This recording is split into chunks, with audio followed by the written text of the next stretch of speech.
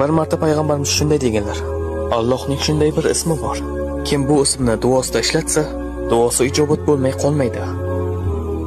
Bir kuni Anas roziyallohu anhu shunday dedilar: Men payg'ambarimiz sollallohu alayhi vasallam bilan masjidda o'tirganimizda bir kishi namozni tugatdi va yana ruku qildi. Keyin esa sajda qildi.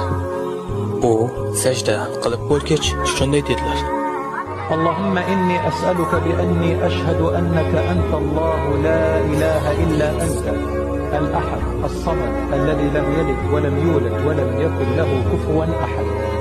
Va u Allohdan so'rashni davom etdi.